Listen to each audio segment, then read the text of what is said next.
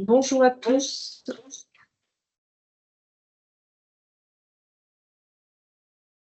Donc, bienvenue à ce webinaire de présentation de l'outil StarSphere.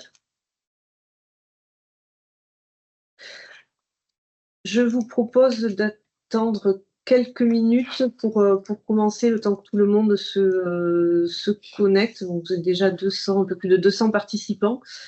Donc, on va commencer d'ici 2 minutes.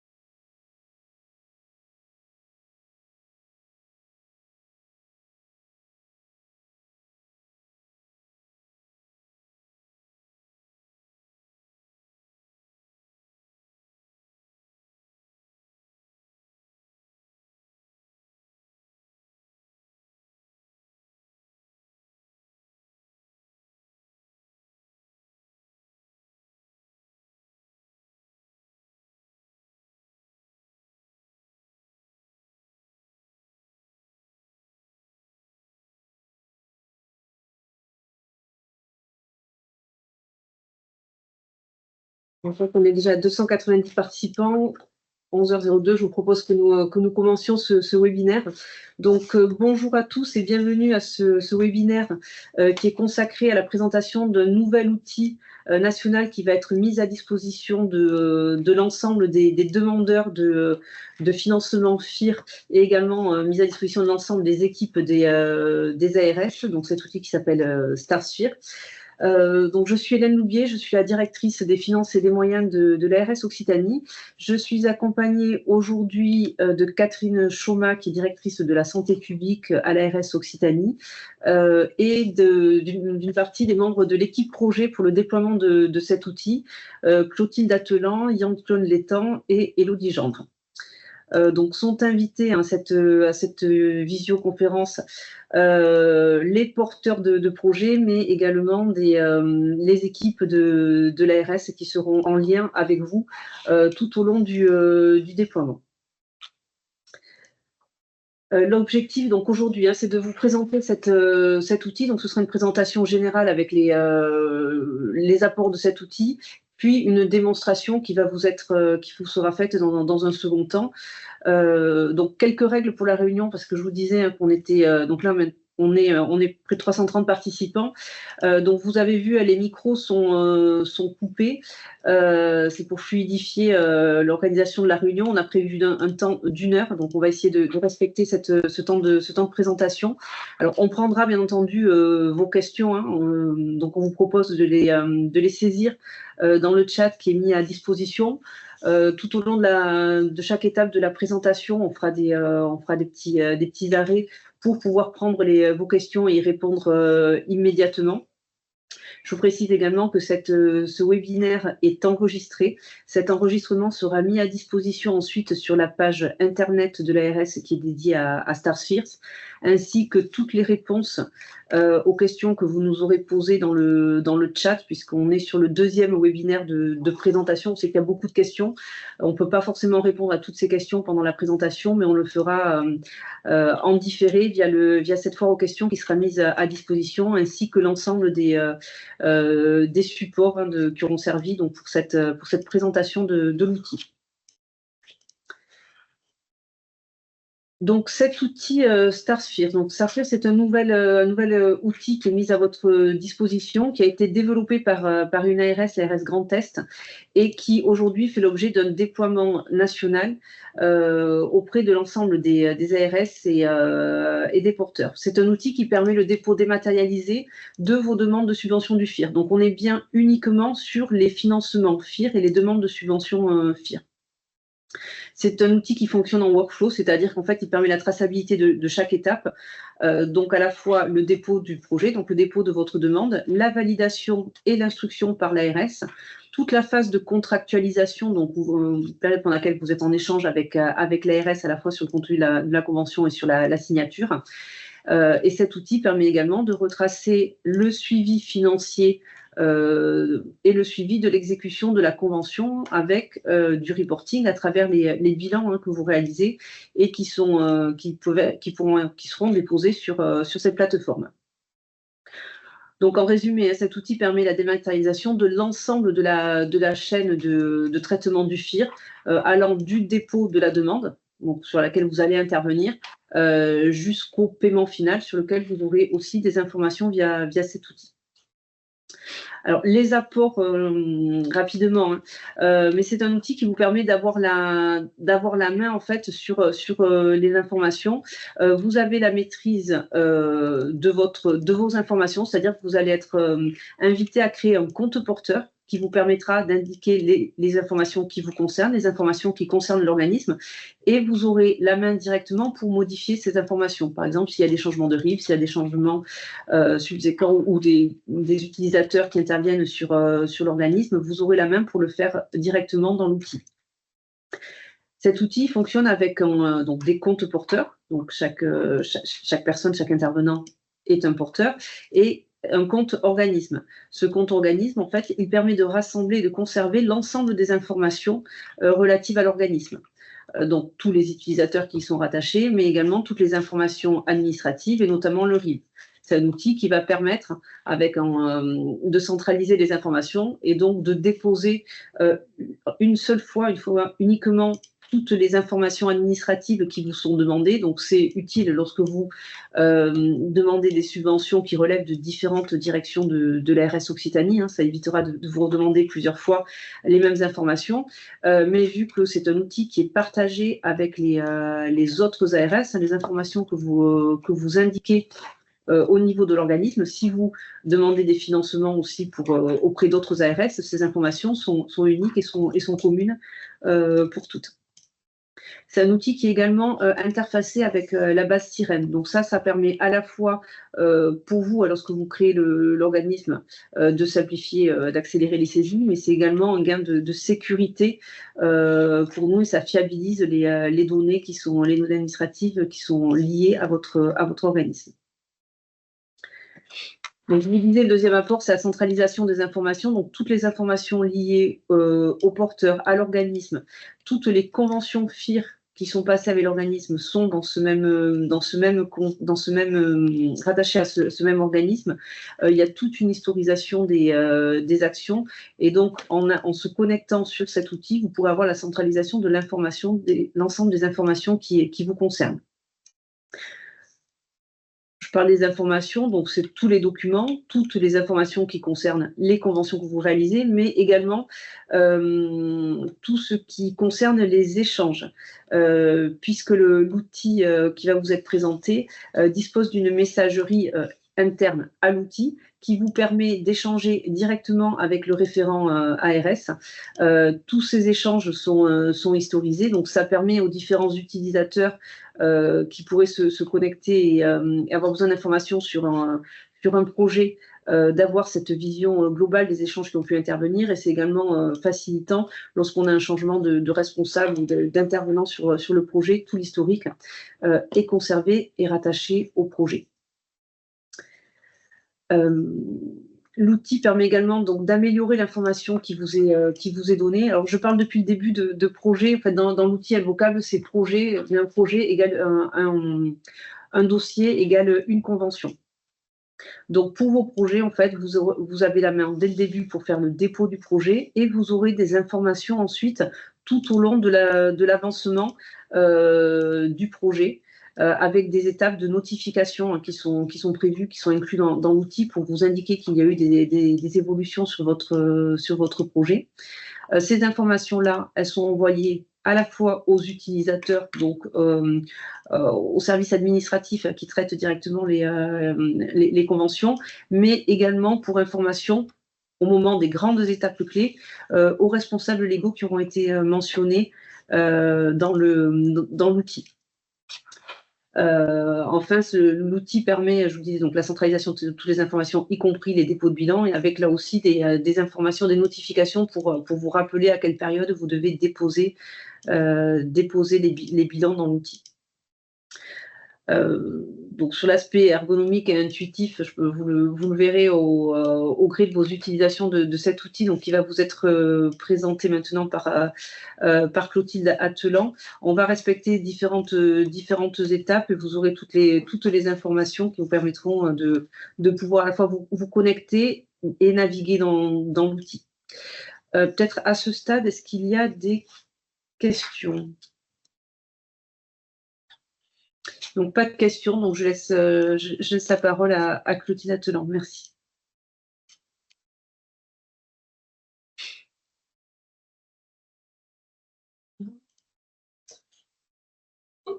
Bonjour à tous. Donc, du coup, effectivement, là, on va vous présenter un peu comment ça va se passer exactement dans l'outil. La première chose qui est importante à savoir, c'est que du coup, vous allez...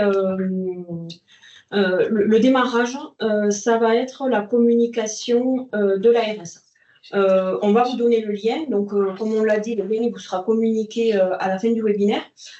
Du coup, vous allez pouvoir vous connecter à l'outil et créer votre compte. Donc, on verra ce que ça implique de créer le compte et ce que vous pouvez faire sur votre compte et sur votre organisme dans StarSphere. Mais du coup, le dépôt des dossiers va vraiment démarrer suite à une première communication qui sera faite de l'ARS, qui va vous envoyer un mail pour vous indiquer qu'il y a une ouverture de dépôt qui a été créée, qui a été ouverte, et du coup, sur tel dispositif, l'ouverture de dépôt, la fenêtre de dépôt aura été créée, et vous pourrez déposer les dossiers à partir des indications qui vous seront données par les équipes métiers de l'ARS. Ça permettra, en fait, lorsque vous créez votre projet, qu'il soit bien orienté, qu'il soit bien renseigné, et du coup, ça fera un gain de temps derrière pour le traitement de vos dossiers, qui seront directement orientés au bon interlocuteur. Une fois du coup que vous aurez reçu ce mail-là, vous pourrez vous connecter à StarSphere pour déposer les dossiers et suivre toute cette piste d'audit. Donc en fait, ça va se faire en plusieurs temps. Suite à ce webinaire, vous allez recevoir le lien StarSphere. Là, vous pourrez déjà vous connecter une première fois pour compléter les informations de votre compte. Et après, pour déposer les dossiers, il faudra bien attendre le mail de vos référents métiers pour vous dire que l'ouverture des dépôts pour tel dispositif est faite et que vous pouvez déposer le dossier. Quand vous aurez reçu ce mail, sur la partie dépôt du dossier, vous allez avoir à faire... En fait, il y a toute une chaîne dans StarSphere qui permet, dans l'outil qui permet de suivre les dossiers. Toutes les étapes qui sont colorées ici sur la petite crise, c'est des étapes qui vous incombent à vous de votre côté. Toutes les étapes qui sont en grisé, c'est toutes les étapes qui sont internes à l'ARS. Donc vous, en tant que porteur, vous allez devoir faire la création du projet et le dépôt, guidé par les informations qui vous seront données par les équipes métiers. Suite à ça, il va y avoir tout un process d'instruction au sein de l'ARS. Donc, on va vérifier la complétude de votre dossier. Il va y avoir différents avis qui vont être donnés à différentes étapes du projet. Il va y avoir des comités en interne qui vont statuer sur vos projets. Et à la fin de ce comité, vous allez recevoir un mail. Alors, le responsable légal, plus ou moins les comptes gestionnaires qui auront été créés, vont recevoir un mail pour leur indiquer la décision de l'ARS et si le dossier a été validé ou accepté et le montant qui a été attribué au dossier. Une fois que ça c'est fait, il va y avoir la partie contractualisation. Donc ça, vous avez déjà l'habitude sur la partie convention qui doit être signée. Donc là, la partie contractualisation, les conventions vont être générées directement dans l'outil et après vont vous être envoyées en signature électronique. Donc pour signer électroniquement, le responsable légal ou les personnes qui ont délégation de signature au sein de votre structure vont recevoir un mail pour les inviter à signer. Et nous, derrière, on signe également en signature électronique. C'est vraiment important que le document soit signé électroniquement des deux parties, puisque légalement et juridiquement devant un tribunal, un document qui est signé papier par une partie et électronique par une autre partie n'est pas valable. Donc, du coup, nous, en ARS, on a fait le choix de déployer la signature électronique. Et du coup, pour les personnes on a mis en place un mécanisme qui vous permet de signer électroniquement les documents, même si vous, de votre côté, vous n'avez pas de signature électronique et que vous ne l'avez pas dans votre structure. Nous, on vous envoie le document pour que vous puissiez signer électroniquement via la solution YouSign.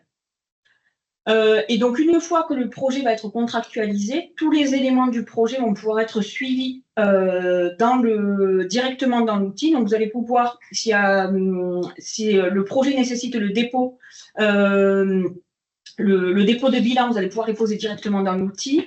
Les référents métiers vont alors les recevoir, ils vont les analyser et au regard des bilans, ils vont pouvoir déclencher les paiements. Et donc, il va y avoir des phases d'exécution pendant toute la durée du projet, des phases d'itération entre le suivi de l'exécution et le suivi financier pour que vous receviez vos paiements. Et donc, du coup, c'est ce que je disais, remise des bilans et paiements en fin de process. Est-ce que vous avez des questions à ce stade-là? Oui. Alors, un truc, parce que je vois qu'il y a des questions qui arrivent. Il faut savoir que là, on est en phase de transition. Forcément, il y a certaines structures, vous avez déjà des projets qui sont en cours et des financements qui sont en cours. Donc, au sein de l'ARS, ça a été fait une reprise des dossiers qui sont en cours, donc ils seront déjà déposés dans l'outil. Donc, du coup, quand vous allez vous connecter lors de votre première connexion, on va le voir dans votre coffre-fort, vous allez pouvoir voir les dossiers qui ont été repris, qui vous concernent et qui ont été repris. Du coup, sur ces dossiers-là, il n'y aura pas la partie création et dépôt de dossier. Vous arriverez directement dans l'outil avec le projet qui a été contractualisé, la convention qui a été reprise et raccrochée à ce projet d'Instasphere que vous avez sûrement vous de votre côté, mais que vous pourrez retrouver dans l'outil. Et du coup, vous allez arriver sur ces projets qui sont en cours directement à l'étape de suivi d'exécution et de suivi financier.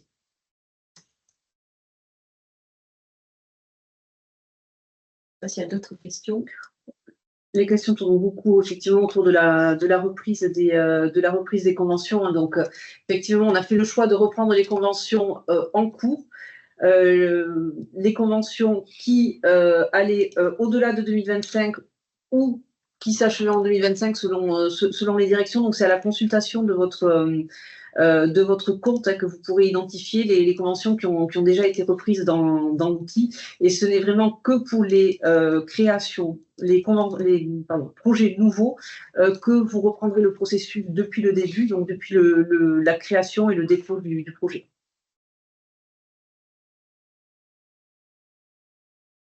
Est-ce qu'on peut poursuivre?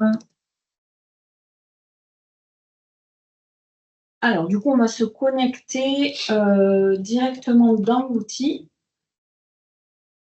Donc, l'outil, on vous donnera le lien. Quand vous allez cliquer sur le lien, vous allez arriver sur cette mire d'authentification. Et c'est là où vous allez pouvoir créer directement votre compte.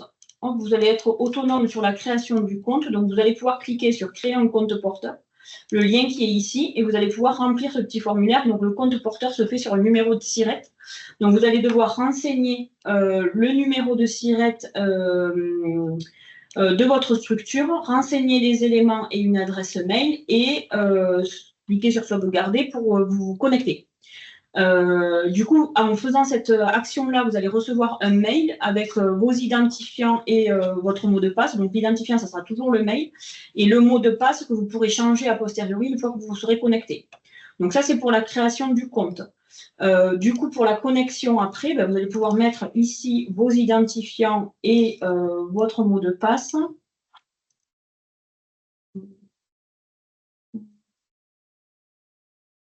Si jamais vous oubliez le mot de passe, c'est pareil, vous êtes autonome pour gérer votre mot de passe. Vous pouvez cliquer sur mot de passe oublié.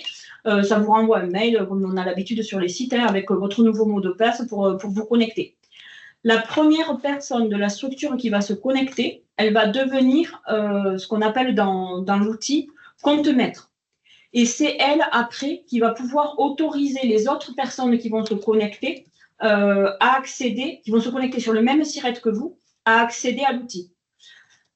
Donc là, moi, je suis connectée en tant que porteur 1. Si je me connecte,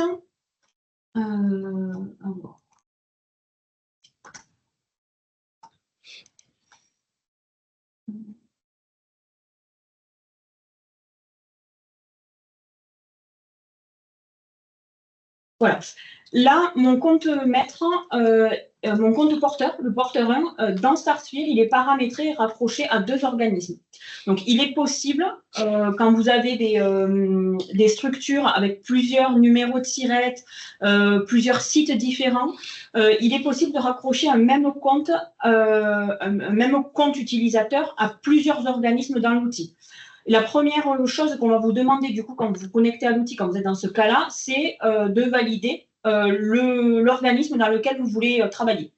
Donc là, je vais aller sur la maison de santé pluriprofessionnelle, je vais faire confirmer, et du coup, je me retrouve sur mon tableau de bord. Donc le tableau de bord, il est constitué ici du petit bouton pour se déconnecter si on veut se déconnecter. Vous avez un petit guide utilisateur, donc n'hésitez pas à le télécharger parce que ça vous permet vraiment vous aurez des éléments complémentaires des équipes métiers, mais ce guide-là, il vous permet vraiment de prendre en main l'outil et de vous guider dans l'outil. Il y a, à votre première connexion, vous aurez aussi la possibilité d'avoir un petit tutoriel qui vous explique chacun des éléments de l'outil. Donc, c'est pareil, ça, on vous invite à le suivre. Ça fait déjà un premier guide pour savoir comment naviguer dans l'outil. Ici, vous avez votre profil utilisateur où, en cliquant sur la petite flèche, vous allez pouvoir aller modifier votre mot de passe. Ici, on a 3 petits onglets. La partie projet va vous permettre de suivre tous les projets de votre organisme. La partie pilotage va vous permettre d'avoir des tableaux récapitulatifs financiers sur vos organismes. Donc, si vous y allez dessus, vous allez pouvoir consulter l'état de votre organisme. Là, on voit qu'il y a 2 projets sur l'organisme qui sont raccrochés à cet organisme-là. Vous allez pouvoir voir à quelle étape ils en sont dans l'outil. Donc là, on a un premier projet, il est encore en création, il n'est pas allé plus loin. On a le deuxième là, qui est là. Le premier, sur la première ligne, on voit qu'il est déjà contractualisé et qu'il est programmé. Et tous ces éléments-là sont exportables avec le petit carré ici. Ça vous permet d'exporter les éléments et de les télécharger au format Excel pour pouvoir après les exploiter de votre côté. Sur la partie administration, donc ça c'est la première chose qu'il va falloir faire quand vous vous connectez, sans attendre de mail de l'ARS, de vos référents métiers. Dès la fin de ce webinaire, quand vous aurez reçu le mail, vous pouvez vous connecter et la première chose à faire, c'est d'aller dans la partie administration où vous allez pouvoir administrer vos collaborateurs, en fait, vos collaborateurs de votre structure et votre organisme. Donc, si je vais sur la gestion des comptes pour mon organisme sur lequel je suis connectée, je vois que j'ai... Voilà, j'ai 3 comptes qui sont créés. Donc, le mien qui est rattaché à cet organisme puisque je suis connectée en tant que porteur 1. On voit que c'est un compte maître et qu'il a été activé. Donc, c'est le premier compte qui s'est connecté sur mon numéro de SIRET. Donc, je suis devenue compte maître. Après, on voit qu'on a 2 autres porteurs qui se sont connectés sur le même numéro de SIRET. Donc, le premier, lui, il est compte secondaire et il a été activé par le compte maître qui l'a laissé en compte secondaire. Et par contre, on voit qu'on a un 3e compte qui s'est connecté à mon numéro de SIRET et qui, pour l'instant, n'a pas été activé.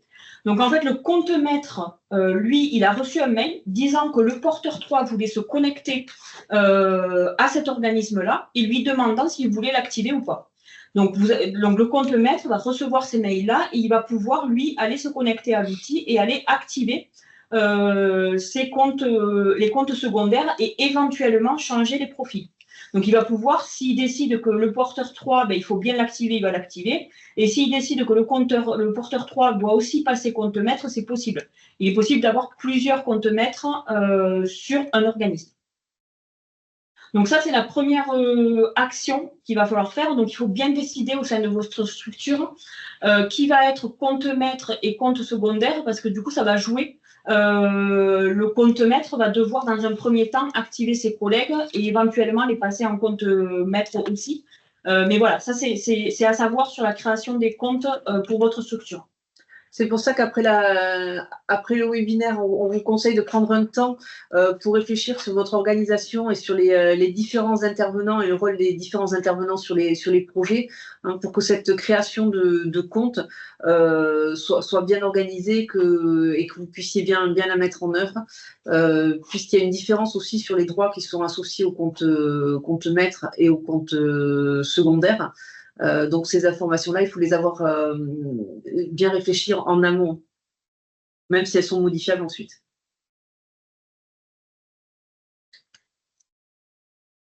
Alors, il y a une question que je vais passer sur le chat. Est-ce que le compte maître doit être le signataire légal? Non, c'est pas obligé. Justement, on va le voir. Quand vous allez aller dans la gestion des organismes, donc là, vous allez retrouver votre organisme donc avec les informations principales sous forme de tableau.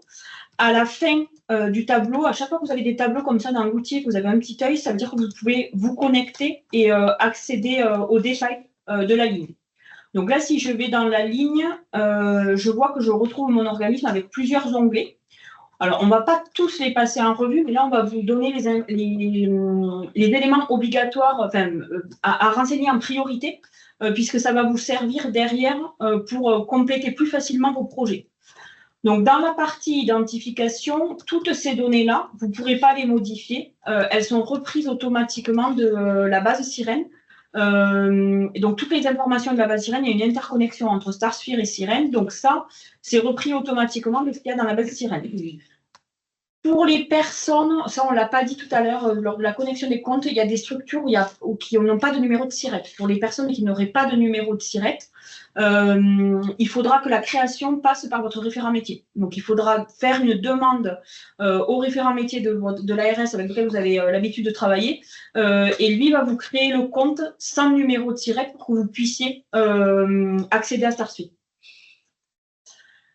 Donc, les informations obligatoires à renseigner dans la partie organisme, donc identification, ça se reprend automatiquement. Par contre, nous, ce qu'on vous conseille, c'est de remplir les informations concernant le ou les représentants légaux de votre organisme et éventuellement les contacts de l'organisme. Donc, pour répondre à la question qui a été posée là dans le chat, il est possible que les représentants légaux, de les créer au niveau de l'organisme avec leur adresse mail, sans pour autant qu'ils aient de compte StarSphere. Du moment qu'ils sont renseignés là et qu'on est obligé de renseigner une adresse mail quand on crée le représentant légal, pour tous les projets qui sont déposés dans l'organisme, du coup, le représentant légal sera notifié obligatoirement, notamment sur la partie décision du avis du comité, quand nous on rend l'avis au sein de l'ARS, le représentant légal recevra systématiquement un mail pour lui dire voilà, il y a un projet qui concerne votre structure qui a été déposé, l'ARS a rendu un avis favorable et avec un montant attribué de temps. Même s'il n'a pas de compte. Du coup, ça permet qu'il ait quand même l'information sur ce qui se passe sur son organisme sans qu'il ait un compte et que ce ne soit pas à lui à gérer forcément la partie dossier en lui-même. Vous pouvez rajouter des contacts à l'organisme autre. Et là, vous allez pouvoir décider si oui ou non, au moment de la création, au moment de l'enregistrement de ces contacts, vous allez pouvoir décider si oui ou non vous voulez qu'ils soient notifiés. Donc, c'est pareil, ces contacts-là, ils peuvent ne pas avoir de compte. StarSphere. Par contre, si vous cliquez, si vous les renseignez ici et que dans activer les notifications, vous mettez oui, ben, ils recevront quand même les mails leur disant ce qui se passe sur la structure. Donc, identification, renseigner, et ces informations-là, notamment le représentant légal, c'est quelque chose qui est obligatoire pour saisir le dossier. Donc, si vous le renseignez ici dès maintenant et que vous pensez à le mettre à jour au fur et à mesure, ça sera autant de temps de gagner lors du dépôt du dossier. Idem sur la partie information complémentaire, nous on vous conseille de remplir vos coordonnées bancaires parce que c'est quelque chose qui devra être obligatoirement renseigné lors du dépôt des dossiers. Donc au plus vous le faites tôt dans le process, au mieux ça sera lors du dépôt du dossier, ça sera plus simple pour vous. Et les informations après obligatoires qu'on vous conseille de renseigner, c'est également la partie coffre-fort. Donc ça, c'est le coffre-fort de votre organisme. Ça vous permet de renseigner tout un tas de pièces jointes associées à votre organisme. Et si ces pièces jointes sont renseignées ici, elles vont automatiquement se répercuter dans vos projets quand vous allez créer les projets. Donc, vous ne serez pas obligé à chaque projet de les re-renseigner, de les retélécharger. Donc, en fonction des structures, quand vous déposez des dossiers, vous avez des pièces jointes plus ou moins obligatoires. Et les principales à renseigner, c'est les derniers exercices comptables si vous êtes concerné, les statuts de l'établissement, et ça sera obligatoire pour toutes les structures, c'est forcément le RIB. Donc là, pour télécharger, c'est très simple. Vous avez le petit stylo qui est ici pour modifier. Et ça va vous demander de télécharger les éléments. Et en fait, ça va vous ouvrir votre explorateur de fichiers que vous avez l'habitude et vous allez pouvoir déposer la pièce jointe comme ça. Et juste le faire alors, pour la démo. Donc,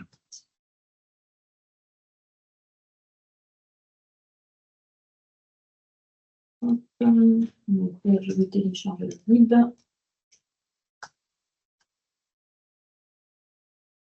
Voilà, et vous sauvegardez, vous avez la date de téléchargement et le document qui est ici qui est consultable. Vous voyez que pour certaines pièces jointes, vous avez aussi la possibilité de télécharger des modèles et de compléter ces modèles pour après les retélécharger sur la plateforme. Et donc là, on a vu que dans l'identification, il fallait renseigner en priorité les représentants légaux, éventuellement les comptables de l'organisme. Dans information complémentaire, il faut privilégier le renseignement du RIB. Dans la partie coffre-fort, renseigner les pièces jointes et notamment, dernier exercice comptable, relevé d'identité bancaire et le statut de l'établissement. Et après, vous avez trois autres onglets. Donc, dans l'onglet utilisateur, vous allez retrouver les utilisateurs qu'on a vus tout à l'heure. On retrouve les comptes qui sont associés à mon organisme. Dans la partie dossier, c'est là où vous allez pouvoir retrouver au niveau de l'organisme tous les dossiers qui ont été associés à cet organisme. Et donc, c'est là où vous allez pouvoir retrouver notamment les dossiers qui sont en cours, qui ont été repris par l'ARS. Si vous vous connectez dès que vous aurez le lien, que vous allez dans la partie gestion de votre organisme, dans l'onglet dossier, vous retrouverez les dossiers qui ont été repris et qui sont en cours à l'état actuel, donc qui seront au statut contractualisé avec la convention déjà associée. Et dans la partie historique, c'est toutes les actions qui ont été réalisées sur l'organisme en question. Donc, ça, c'est la première étape. Dès que vous avez le lien, c'est vous concerter pour savoir qui va créer le premier compte et être le compte maître et qui va devoir, lui, après, derrière, gérer les utilisateurs et remplir tous les éléments de l'organisme. Est-ce qu'il y a des questions ou pas? Alors, on a répondu au fil de l'eau aux questions. Sur les organismes, dans la question qui avait été posée, c'était est-ce qu'on peut avoir un regroupement d'organismes lorsqu'on a plusieurs SIRET? Donc, la réponse est qu'en fait, les organismes sont vraiment créés au niveau du SIRET et vous devez créer un organisme pour chaque SIRET, donc pour chaque établissement.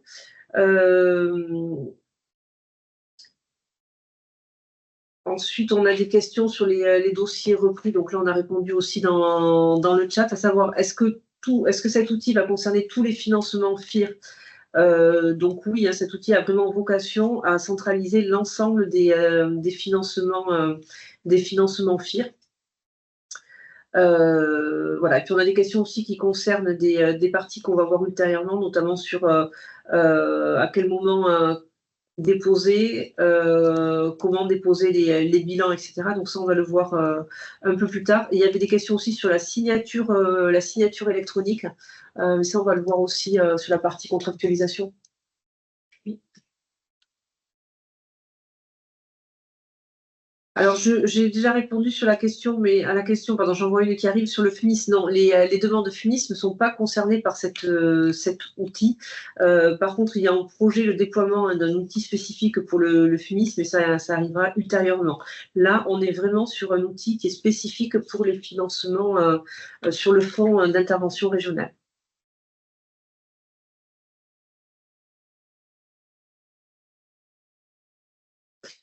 Sur une dernière question que je vois sur en lien entre l'identification par le SIRET ou par le FINES. Donc les établissements sont créés au niveau du SIRET. Par contre, les mentions, les numéros FINES apparaissent et sont prévus, mais pour des raisons de fiabilité de notre base, nous avons fait le choix que la clé d'entrée soit le numéro SIRET.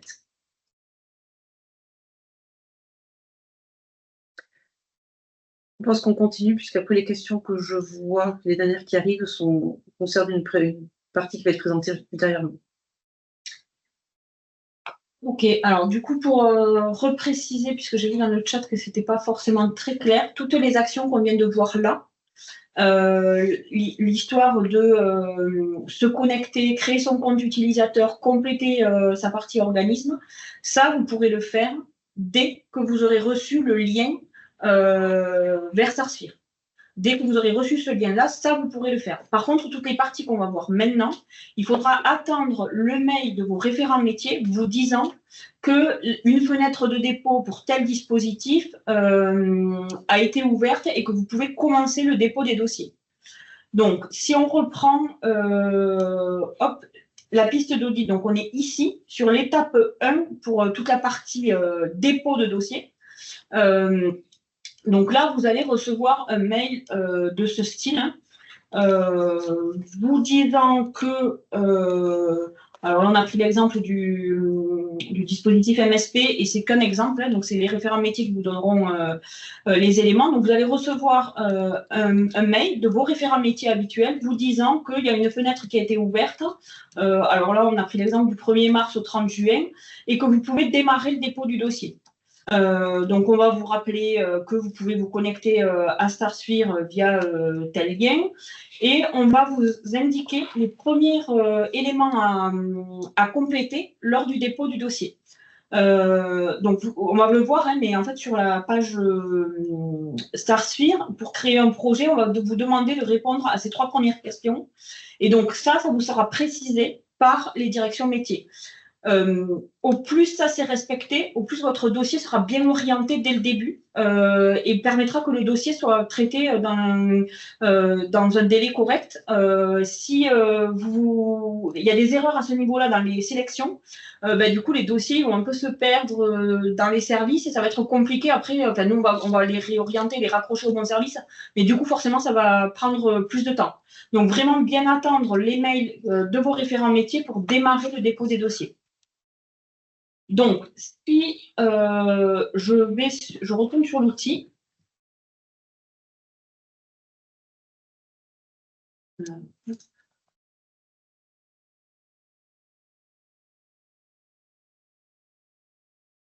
Quand vous êtes là, on est sur la partie administration de l'organisme. Un petit conseil, si vous voulez revenir à la page d'accueil, vous pouvez cliquer sur le petit logo StarSphere, ça vous ramène automatiquement sur votre page d'accueil.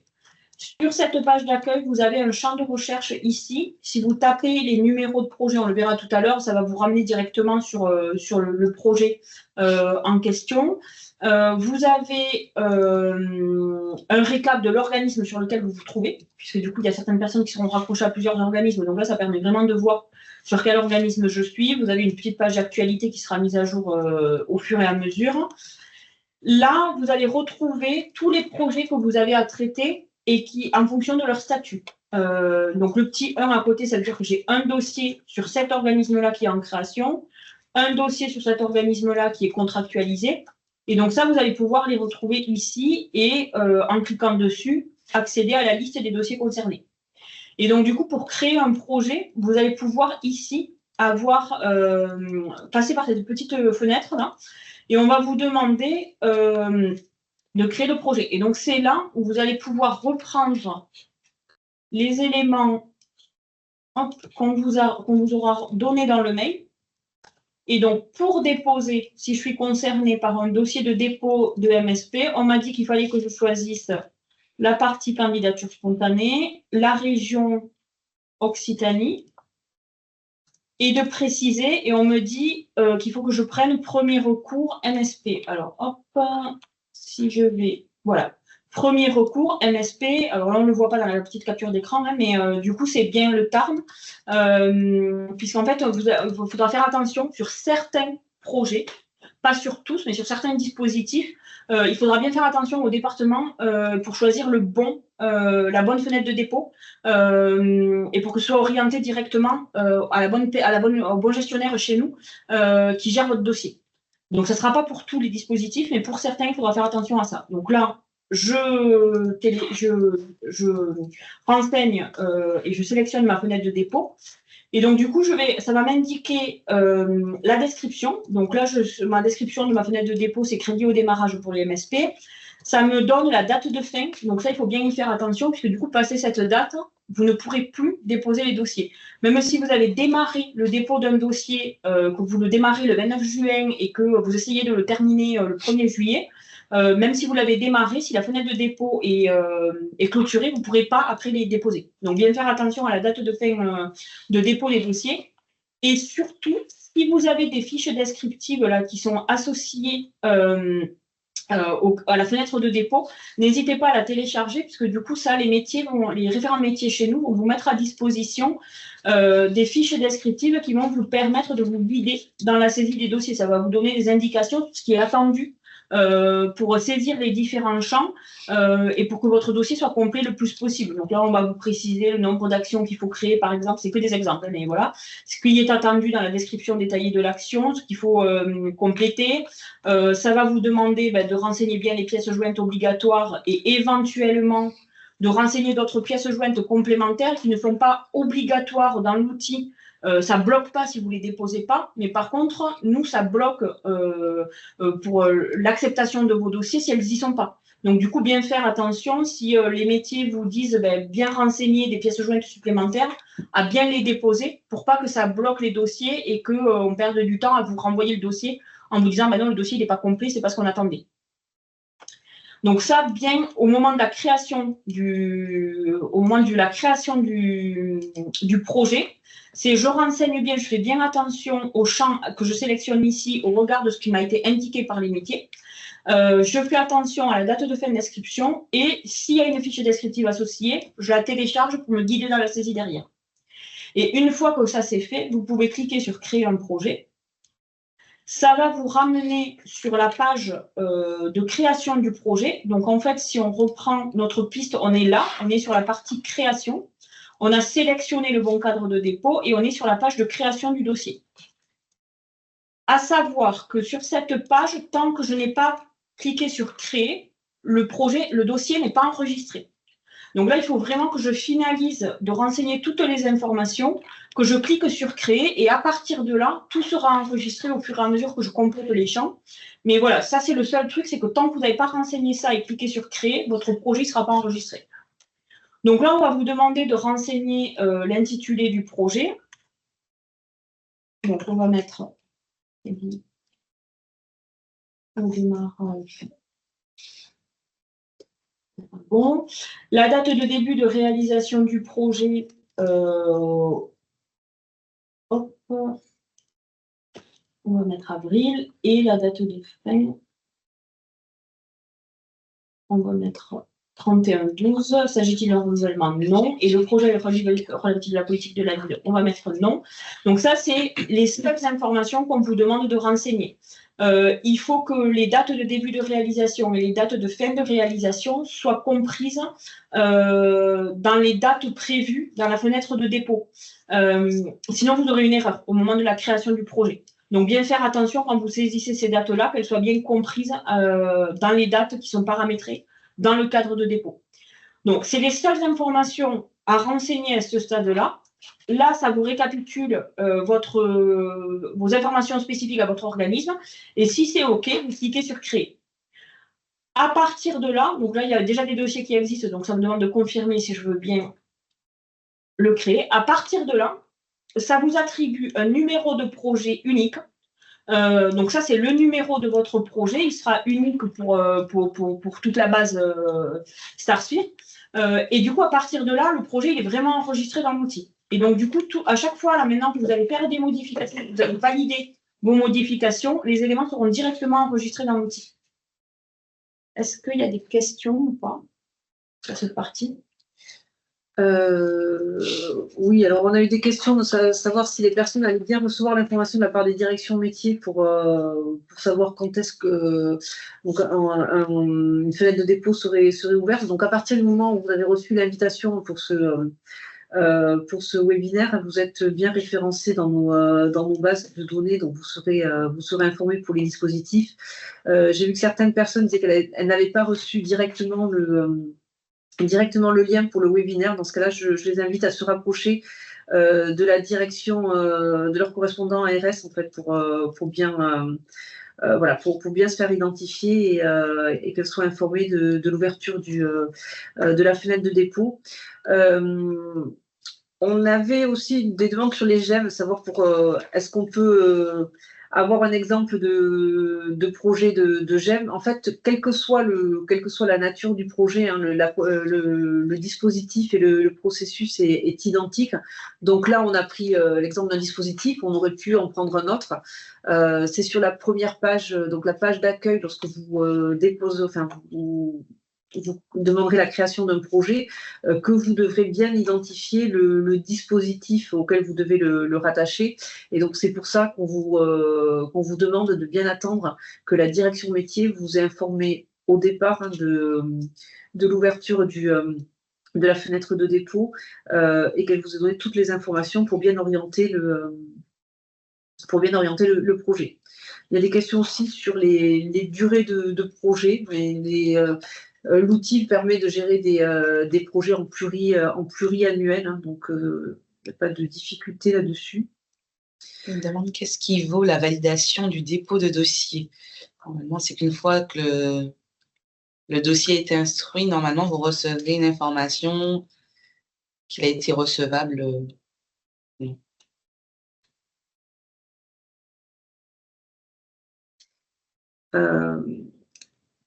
Voilà. On a une question aussi pour savoir lorsque un GEM est rattaché à un organisme, enfin comment procéder lorsqu'on a un GEM qui est rattaché à un organisme. Un établissement, enfin quel que soit l'organisme qui dispose d'un SIRET, est un organisme en tant que tel, quelle que soit la structure à laquelle il est rattaché. Donc la création du compte organisme, il se fera vraiment au niveau du numéro SIRET et donc au niveau du GEM. Doit-on intégrer les bilans 2024 dans StarSphere? On en parlera plus tard dans la présentation des dépôts de bilan. On a beaucoup de questions qui arrivent et qui défilent. On essaiera peut-être d'y répondre. On y répondra, pardon, de façon certaine dans la foire aux questions. Je propose qu'on avance sur l'outil. Du coup, donc là, on a créé le dossier, on a notre numéro et maintenant, il va falloir le compléter. Donc, on ne va pas passer en revue tous les champs. Vous avez plusieurs champs et ça, vous serez guidé par les référents métiers sur ce que vous devez saisir. Par contre, on va passer vraiment en revue ce qui est obligatoire. Donc, déjà, première partie sur la partie ergonomie de l'outil. Quand vous arrivez sur un projet, vous avez des onglets sur une barre latérale à gauche. Ça, c'est des onglets qui vont des onglets un peu transversaux. Donc, on voit que sur la bande de la partie à gauche bleue, là, sur le bandeau bleu latéral, vous avez une barre blanche au milieu. Tous les onglets qui sont au-dessus de cette barre blanche sont des onglets spécifiques à votre projet et qui reprennent en fait la piste d'audit ici avec toutes les étapes que vous aurez à faire. Donc, vous allez avoir un onglet spécifique sur le détail de votre projet. Vous aurez après un onglet spécifique sur la partie contractualisation et vous aurez un onglet spécifique sur le suivi de l'exécution et le suivi financier. Donc là, effectivement, je retrouve le détail de projet qui est la première étape qui est en rouge sur la prise. Et je retrouve déjà des éléments sur le suivi financier qui est en bleu sur ma frise. Tous les onglets qui sont en dessous de la barre latérale blanche sont plutôt des onglets un peu transverses à votre projet où vous allez retrouver un onglet spécifique aux pièces jointes. C'est là où vous allez retrouver cette fois-ci les pièces jointes spécifiques au projet. Quand on était tout à l'heure, au tout début de la présentation, on était dans l'administration gestion de votre organisme. On a vu un coffre-fort pour les pièces jointes de votre organisme. Là, on est sur les pièces jointes spécifiques à votre projet. Donc, tous les éléments qui sont renseignés dans votre organisme, vous voyez qu'ils sont repris automatiquement sur les projets. D'où l'intérêt de les compléter le plus tôt possible dans la partie organisme. Comme ça, ces pièces jointes-là, elles sont obligatoires pour déposer le projet. Mais du fait que je les ai renseignées dans mon coffre-fort organisme, elles sont redescendues sur mon projet. Du coup, c'est l'avantage, ça me permet, à chaque fois que je crée un projet, de ne pas avoir à les ressaisir. Mais vous pourrez aussi rajouter des pièces jointes supplémentaires, cette fois spécifiques au projet, notamment déposer des factures si le projet implique des remboursements sur facture, déposer des bilans, des choses comme ça, mais vraiment là, les pièces jointes spécifiques au projet. Vous avez aussi une messagerie, donc on vous en a parlé au tout début aussi de la présentation. Chaque projet est associé à une partie messagerie. Vous allez pouvoir envoyer des messages directement ici. Le fait d'envoyer des messages directement ici, ça va vraiment ils vont être conservés en fait. Ces messages, il va y avoir la traçabilité dans l'outil, on pourra les reconsulter a posteriori. Les gestionnaires en interne chez nous, ils vont pouvoir vous répondre directement aussi via cette messagerie. Et du coup, quand ils vous répondent via cette messagerie, vous allez recevoir une notification vous disant que vous avez reçu un message sur le projet numéro 2025-74-89. Et du coup, vous allez pouvoir, vous aurez un lien, vous pourrez accéder via ce lien directement sur la page de messagerie et voir ce qui vous a été répondu. L'avantage vraiment d'utiliser cette messagerie, c'est vraiment de faciliter les échanges et pas qu'on ait d'un côté StarSphere et d'un côté plein d'échanges sur la boîte mail et qu'on ne puisse pas s'y retrouver. Là, le fait d'utiliser la messagerie directement dans l'outil, ça permet vraiment de centraliser l'information. Donc là, une fois qu'on a créé le projet, qu'on arrive sur cette page-là, il faut finaliser le dépôt du projet. Donc, dans la partie détail du projet, vous voyez que vous avez des sous-onglets. Donc, identification, action, plan de financement. Et vous avez un dernier onglet qui est un peu particulier, qui est l'onglet validation. Et si vous cliquez dessus, ça va vous mettre en orange tous les éléments qui sont obligatoires et qui ne sont pas encore complétés et qui fait que vous ne pouvez pas valider, vous ne pouvez pas aller plus loin. Donc là, on voit qu'il y a des éléments qui sont déjà en vert. Les pièces jointes, on l'a vu, ça a été récupéré du coffre-fort, donc du coup, vous les avez déjà intégrées, donc tout est OK sur la partie des pièces jointes. Et du coup, il vous manque à compléter tout le reste. Donc, on va le passer en revue sur la partie identification, dans la partie descriptive du projet. Ça, c'est complété automatiquement. Mais vous pouvez éventuellement le modifier, mais ça, c'est complété par les éléments qu'ont renseignés les directions métiers dans la fenêtre de dépôt. Dans la partie moyens, vous pouvez compléter des moyens matériels et moyens humains, mais ce n'est pas des champs obligatoires. Dans la partie localisation, vous allez pouvoir, et ça, c'est un champ obligatoire, vous allez devoir renseigner à quelle zone géographique porte le projet. Alors, j'ai vu passer la question dans le chat, là, vous pouvez préciser plusieurs zones géographiques si ça concerne plusieurs départements. Donc, la première chose à faire, ça va être de renseigner le type de zone géographique. Donc là, on va mettre une zone géographique départementale. Et dans la désignation, alors là, ça concerne le Tarn, donc on va mettre le Tarn. Mais vous pouvez très bien, si ça concerne le Tarn, par exemple, et l'Aveyron, dire ben, ça concerne aussi l'Aveyron. Donc ça, vous pouvez préciser plusieurs départements, plusieurs zones géographiques à ce niveau-là. Dans la partie contact, il y a des champs qui sont obligatoires, c'est le représentant légal de l'organisme.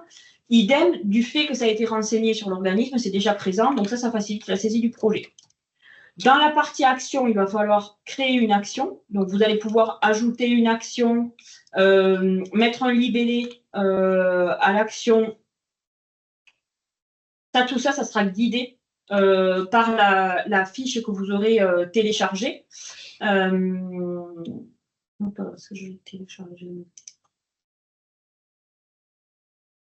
Oui, elle est là. Donc là, par exemple, sur la partie action, on me disait que dans le descriptif détaillé de l'action, il fallait que je mette les besoins identifiés, la stratégie d'intervention, la gouvernance. C'est un exemple. Voilà. Donc, du coup, je vais pouvoir rédiger tous ces éléments directement dans l'outil et compléter, parce que je sais que c'est un attendu du métier pour valider mon projet. Donc, je vais pouvoir compléter tous ces champs. Hop. On vous demandera aussi sur la partie action de renseigner la partie descriptive, donc la typologie de l'action, la thématique de l'action et la population concernée. Ça, c'est des champs obligatoires. Idem, ça sera guidé par les fiches descriptives que vous téléchargerez sur les projets. C'est des listes déroulantes, donc vous pouvez sélectionner les éléments par des listes déroulantes. Autre champ obligatoire, ça va être les mesures d'évaluation. Il va falloir renseigner au moins une mesure d'évaluation des moyens et au moins une mesure d'évaluation de l'atteinte de l'objectif général de l'action. Tous ces éléments-là, c'est pareil, ça sera guidé par les équipes métiers. Il faudra renseigner des éléments sur le plan de financement. Donc, on va vous demander pour chaque action que vous aurez indiquée. Donc là, il n'y en avait qu'une. Et pour chaque année de financement, donc là, c'est un projet sur une année, mais on pourrait imaginer qu'on a un projet sur plusieurs années. Vous allez devoir renseigner le financement attendu. Vous pourrez renseigner aussi les budgets prévisionnels. Et une fois que ces éléments-là seront complétés, vous pourrez valider le projet. Donc là, pour ne pas perdre de temps, on va en prendre un qui est déjà fait. Donc, je vous disais, si vous avez le numéro de projet, que vous le tapez ici, que vous faites rechercher, vous allez tomber directement sur le projet en question. Voilà, donc là, on se retrouve sur le projet où l'action a été complétée en intégralité, notamment les mesures d'évaluation, on a complété chaque mesure d'évaluation. Sur le plan de financement, idem, il a été complété. Le budget prévisionnel a été complété pour, alors c'était un projet sur 2 ans, on avait mis 2025-2026, mais du coup, ça a été complété. Donc, vous retrouvez les formulaires SERPA dont certains ont l'habitude, que certains ont l'habitude d'utiliser. Il est possible sur les budgets prévisionnels qu'on vous demande pas de les compléter directement dans l'outil, mais de les mettre en pièces jointes. Ça, c'est pareil, vous serez complètement guidé par les équipes métiers de savoir ce qu'elles attendent sur cette partie-là.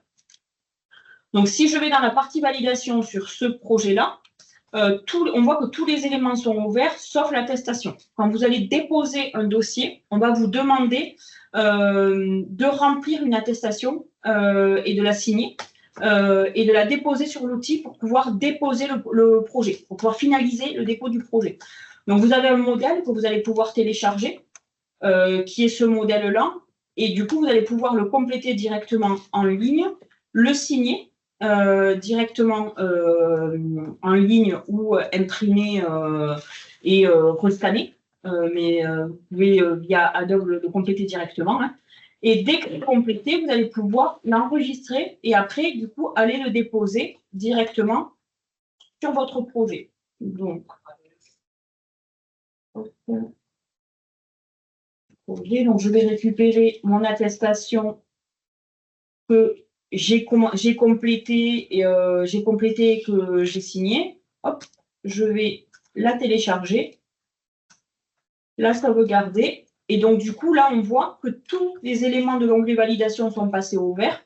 Mon attestation est aussi passée au vert et j'ai le bouton déposer le projet qui est apparu. Donc, je vais pouvoir cliquer dessus, déposer le projet.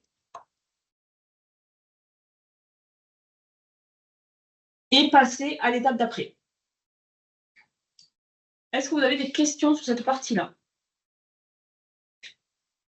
On avait des questions notamment pour savoir à partir de quel moment on sait que que les champs sont obligatoires ou non. Donc ça, vous l'avez présenté. Donc les champs obligatoires, ils ont une astérisque devant.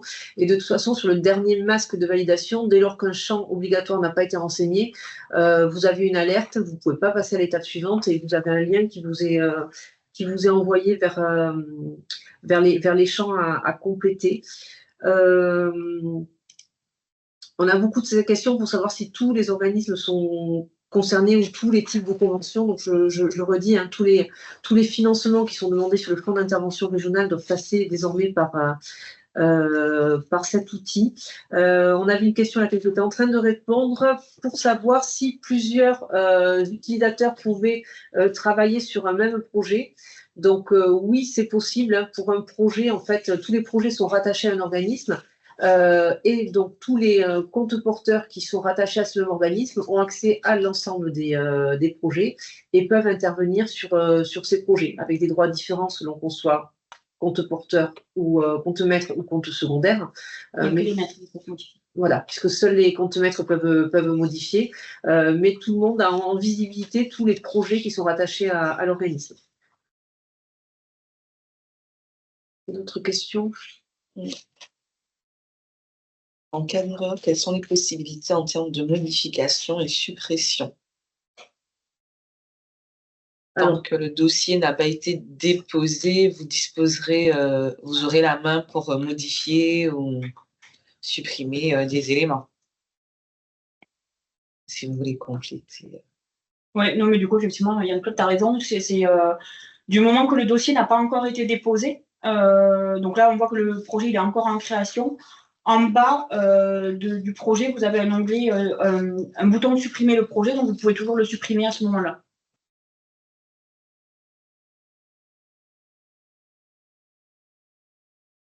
Je propose qu'on poursuive parce qu'il est déjà 12 heures. Alors, du coup, sur la partie, donc là, vous avez déposé votre projet. Donc, nous, en ARS, on va faire toute l'instruction du dossier. Et du coup, quand le projet sera validé, vous allez recevoir un mail vous disant que le projet a été validé, qu'il y a eu un avis favorable. Et donc, du coup, vous allez, si vous vous reconnectez sur StarSphere, et que vous allez voir le projet. Voilà, donc là, on est sur un projet qui est à l'état contractualisé. Donc, vous pouvez voir que du coup, vous avez des onglets supplémentaires qui sont apparus. Donc, le statut a changé. Du coup, vous avez l'onglet partie contractualisation qui s'affiche et l'onglet suivi financier. Donc, dans la partie contractualisation, vous allez retrouver 2 rubriques, la transmission de la convention et le dépôt de la convention signée par les parties. De notre côté, en ARS, on ne devrait pas utiliser la partie transmission de la convention. On ne va pas utiliser cette partie-là dans l'outil, puisque du coup, on va vous envoyer les conventions à signer électroniquement via un mail pour signer les conventions directement électroniquement. Donc, la signature électronique par YouSign, c'est un mail qui est envoyé au représentant légal ou à la personne qui a délégation de signature au sein de votre structure, qui va recevoir un mail dans sa boîte mail lui disant qu'elle a un document à signer avec un lien vers le document. Donc, il suffit que la personne clique sur ce mail-là. Ça va lui ouvrir le document, ça va lui ouvrir une fenêtre avec le document et elle va pouvoir en bas signer, cliquer sur un bouton signer ou refuser si elle veut, mais cliquer sur le bouton signer et ça va vraiment signer le document de manière électronique. Une fois que ça c'est fait, vous n'avez rien à faire. La convention, elle se réintègre automatiquement, nous, dans notre système en ARS. Donc, le gestionnaire métier va récupérer cette convention signée. Il va s'occuper de la faire signer en interne chez nous. Et dès que cette signature sera faite, du coup, on a la convention signée par toutes les parties, là, ils vont vous la déposer ici dans StarSphere. Et là, une fois que il y a une convention qui est déposée ici, vous recevrez un mail vous disant qu'il y a la convention signée qui a été déposée. Vous allez pouvoir aller la récupérer signée par les 2 parties. Donc là, votre partie à vous et nous qui aurons signé dans un second temps en interne, vous allez pouvoir aller télécharger la convention ici et voir le fichier directement ici. Une fois que ça c'est fait, que du coup le projet est contractualisé, tout le monde est informé que c'est contractualisé, on va pouvoir passer au suivi financier. Donc, sur la partie suivi financier, vous allez retrouver le récap de ce qui a été financé et de ce qui a été validé comme financement. Vous retrouverez dans l'onglet bilan d'exécution, vous allez pouvoir retrouver les bilans qui vous sont demandés et les dates à laquelle ces bilans vous seront demandés. Donc, du coup, vous allez pouvoir voir, dès que c'est contractualisé, vous pourrez aller voir dans la partie bilan d'exécution que l'ARS va vous demander de rendre 2 bilans, un bilan intermédiaire en 2025 et un bilan final en 2026. C'est que des exemples. Ça va vraiment dépendre en fonction de vos dispositifs que vous aurez. Et du coup, si vous allez, vous recevrez des notifications quand on arrivera à la date limite, puisque du coup, là, on dit que pour 2025, le bilan doit être rendu au 30/11/2025, c'est la date d'échéance limite. Et donc, du coup, vous allez pouvoir aller dans l'onglet directement et renseigner tous les éléments. Alors, ces éléments de bilan dans l'outil vont dépendre du type d'organisme sur lequel vous êtes. Donc là, on vous présente ce type-là, mais il est possible que vous ayez un autre aperçu. Donc du coup, là, pour ce type d'organisme-là, on va demander par exemple un rapport d'activité, un rapport financier, un rapport d'évaluation. Et comme tout à l'heure, quand vous avez déposé un dossier, on va vous demander de déposer une attestation de bilan d'exécution. Donc tout ça, c'est pareil, vous serez guidé par les équipes métiers qui vous diront ce qui est attendu en termes de bilan, parce que vous pourrez aussi déposer des pièces jointes directement dans l'onglet pièces jointes et aller déposer une pièce jointe de type bilan d'exécution, voilà. Donc ça va être, c'est vraiment, ça sera guidé. Là, on vous montre toutes les possibilités, mais ça sera vraiment votre référent métier qui vous dira ce qui est attendu de votre côté. Donc, une fois que ces bilans seront déposés sur l'outil, c'est là où nous, en interne, on va faire l'analyse de ces bilans et déclencher les financements. Alors, on sait qu'il y a des financements qui ne sont pas... Là, on vous montre ça, mais on sait qu'il y a des financements qui ne sont pas obligatoirement à la remise du bilan. Il y en a certains, c'est des financements en 12e, mais du coup, il y aura les financements qui se déclencheront tous les mois. Il y en a d'autres, les financements sont faits 50% à la signature, par exemple, et 50% à la remise du bilan. Donc ça, c'est les référents métiers qui gèrent cette partie-là et qui gèrent les modalités de versement des financements que vous retrouverez directement dans l'outil. Et donc, du coup, les financements seront vraiment donnés en fonction des modalités de versement qui auront été décidées par les directions métiers. Donc, du coup, une fois que le projet est contractualisé, que vous avez, pour récapituler, que vous avez récupéré votre convention signée ici, que vous avez reçu le mail comme quoi la convention avait été signée, ben la partie d'après, c'est d'aller directement dans l'onglet bilan, de regarder les modalités de dépôt des bilans, de les renseigner à la date limite, d'aller renseigner son bilan, et après, vous pourrez suivre dans le suivi financier les versements qui vous seront faits, puisque du coup, vous avez donc là, vous aurez les paiements qui sont déclenchés, en fait, au fur et à mesure, et vous aurez la liste des paiements qui sont réellement réalisés, qui n'est pas mise en temps réel, puisque pour l'instant, il n'y a pas d'interconnexion entre notre outil comptable et StarSphere, mais du coup, il y aura peut-être un delta de 15 jours, on va vous mettre à jour les paiements directement qui auront été faits directement ici. Donc, vous les aurez en visu, vous saurez directement dans l'onglet suivi financier ce qui a été réellement payé sur votre projet. Est-ce qu'il y a des questions? Peut-être une sur la signature. Il y en avait une autre au tout début, mais on y répondra par écrit. Là, on vient d'avoir une question sur la signature pour savoir s'il y avait une seule personne qui était informée d'une demande de signature de convention, ou si c'était possible d'envoyer l'information, pas pour le signataire, mais une information à d'autres personnes pour identifier qu'on a un document à faire signer. Alors pour l'instant, notre outil ne nous le permet pas, donc on est obligé d'envoyer que au signataire qui va signer, donc responsable légal ou la personne qui est délégation de signature. Et il est possible, alors ça dépend vraiment des directions métiers, que les directions métiers fassent des mails à côté pour informer les référents, les gestionnaires de vos structures. Mais en tout cas, dans l'outil, pour l'instant, ça ne nous permet pas.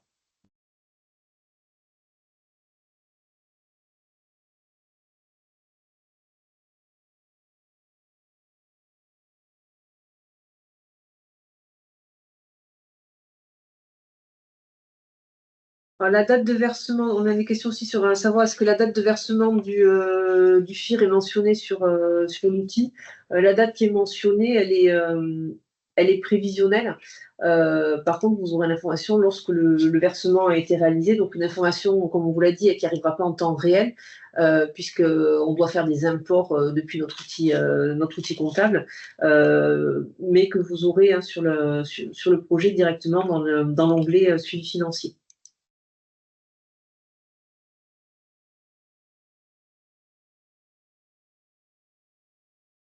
On a plusieurs questions sur la possibilité donc, pour un utilisateur d'intervenir sur plusieurs organismes. Donc actuellement, hein, vous n'avez pas la main directement pour pouvoir vous enregistrer sur plusieurs organismes. Ça nécessite une intervention de l'ARS Occitanie. On mettra à disposition hein, sur la page intranet un process pour que vous puissiez effectuer vos demandes de rattachement à plusieurs organismes.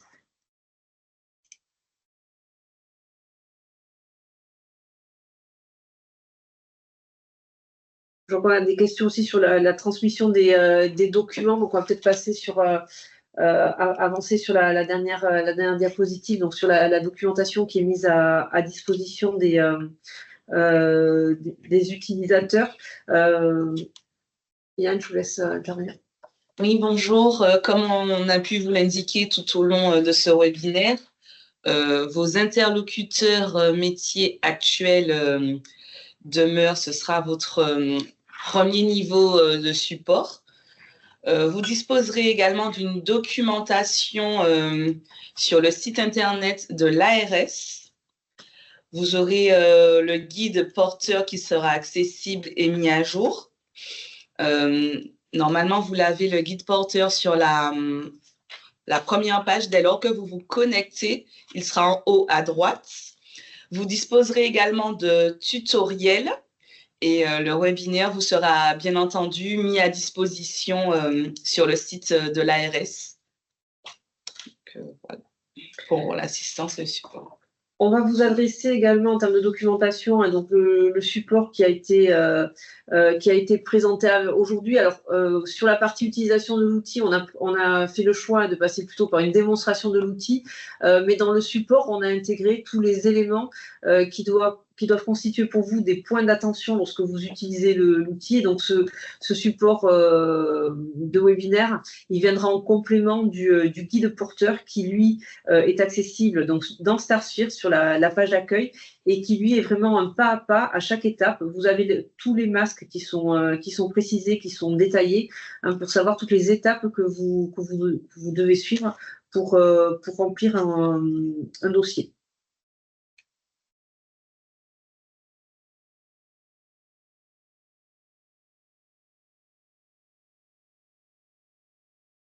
Voilà pour cette présentation.